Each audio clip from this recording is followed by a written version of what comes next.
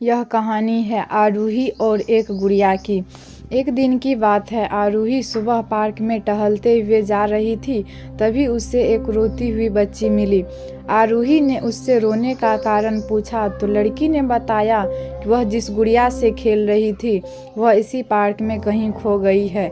आरूही ने उस बच्ची को उसकी गुड़िया ढूंढ लाने का आश्वासन दिया, जिससे वह बच्ची चुप हो गई। आरूही ने गुड़िया ढूंढने के लिए समय मांगी और फिर दूसरे दिन गुड़िया लाने का वादा करके वहाँ से चली गई। पर गुड़िया ना तो आरूही को मिली और ना ही उस बच्ची को। आरूही ने गुड़िया की तरफ से एक काल्पनिक पत्र उस बच्ची को लिखी और जब वह बच्ची पार्क में गुड़िया पाने की आशा में आई तो आरूही ने वह पत्र उस बच्ची को पढ़कर सुनाया। पत्र इस प्रकार था, कृपया रोना मत, मैं समय समय पर उस गुड़िया के बारे में तुम्हें लिखती रहूँगी, बस तुम रोना मत। अब आरूही रोज उस खोई हुई गुड़िया की तरफ से काल्पनिक पत्र लिखने लगी और लगभग रोज ही उस बच्ची को पढ़कर सुनाती, जो कि यात्रा का काल्पनिक वर्णन हुआ करता था। आरूही ने इस काल्पनिक लेकिन रोचक वर्णन से उस बच्ची को रोने नहीं दिया। वह खुशी खुशी अपनी गुड़िया की घुमक्कड़ी के किस्से सुनाने लगी। अब वह खुश रहने लगी। एक दिन जब काफ़ी कहानियाँ हो गई तो आरूही ने एक दूसरे गुड़िया उस बच्ची को लाकर दी।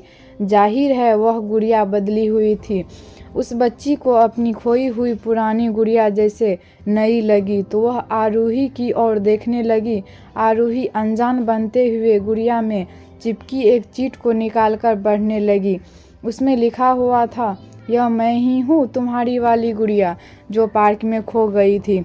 दुनिया भर की लंबी यात्रा की वजह से मैं थोड़ी बदल गई हूँ। बच्ची को इस गुड़िया और आरूही पर विश्वास हो गया। वह गुड़िया लेकर घर चली गई। वर्षों बाद जब वह बच्ची बड़ी हो गई तो एक दिन वह अपनी अलमारी में कुछ ढूंढ रही थी तो उसका ध्यान उसी गुड़िया पर गया जो आरूही ने उसे दी थी। बचपन की बातें याद करके वह हंसने लगी। उसे सब समझ आ चुका था कि आरूही ने कैसे उसका मन रखा। उसे उस गुड़िया पर फिर प्यार आने लगा। वह उसे गौर से देखने लगी।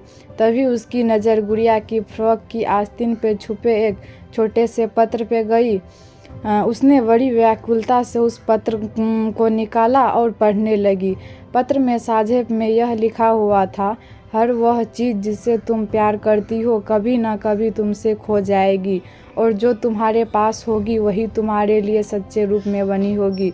रूप भले ही भिन्न होगा पर प्यार एकदम खालिश होगा। आशा करती हूँ कि मेरी यह कहानी आप लोगों को अच्छी लगी होगी। अगर अच्छी लगी होगी तो वीडियो को लाइक एंड शेयर ज़रूर करें।